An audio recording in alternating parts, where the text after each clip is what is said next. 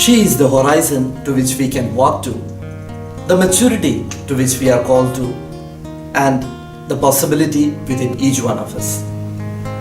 The unparalleled celebrity of all time, the woman most invoked and remembered down the centuries.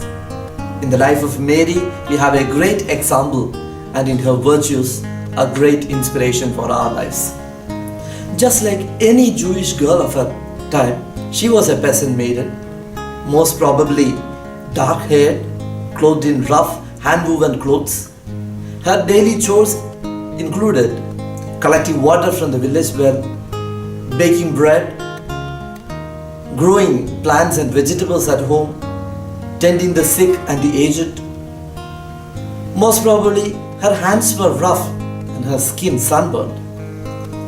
She endured the heat of the sun and shivered in the cold nights just like any of us. If so, what is it that made her life different from ours?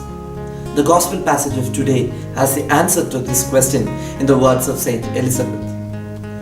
Blessed are you who believed that the Lord's words would come true.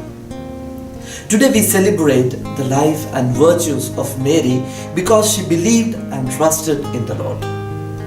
Even when she faced difficulties and situations apparently contradictory, she still had faith in the Lord. She knew misunderstanding during her pregnancy, but she did not leave her trust. She felt disappointment at the poverty of the manger.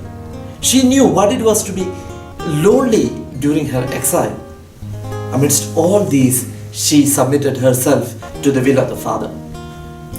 When Simon prophetically foretold thorns and thistles on her sojourn, she still believed. As immigrants in Egypt, she must have lived in a ghetto there, cut off from the rest of the society, marginalized as many people are today. But she did not lose heart. She kept calm when her own son announced his separation from them when he was lost and found in the temple. She held on to the Lord when he left everything finally to follow the path of the cross. She pondered it in her heart when her own son seemingly rejected her motherly authority over him. She walked with her son, led to the abomination of the cross, still her faith firm. She held her dead child in her arm and felt his cold skin, but did not blame the Lord. She watched him laid in the tomb. Certainly, she did not have the intuition to believe that the resurrection was imminent. Instead, she kept trusting the Lord. And now we celebrate her life and virtues. Today, in a special way, we celebrate the Assumption of our Blessed Mother into heaven, whom the Lord did not give up for the corruption of the soil, because she believed and trusted even in the face of difficulties and apparent contradictions of life. Yes, friends, Mary is a person within each one of us, a possibility to which each of us are called to grow into. She symbolizes the maturity of faith to which we are called to.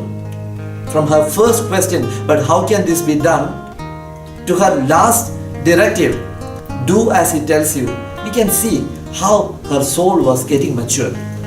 This is the spiritual journey, the spiritual maturity to which each of us should grow into.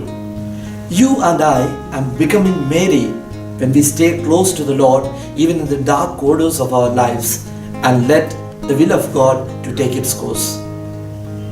Let this celebration of the solemnity of the Assumption of our Blessed Mother not be limited to the recitation of a few extra prayers and the celebrations that do not last beyond a day. Instead, let this be an occasion for each one of us to turn ourselves into Marys of today. We become Mary when we make her life ours. Remember, she is the horizon to which we can walk to, the maturity to which we are called to, and the possibility within each one of us. God bless you.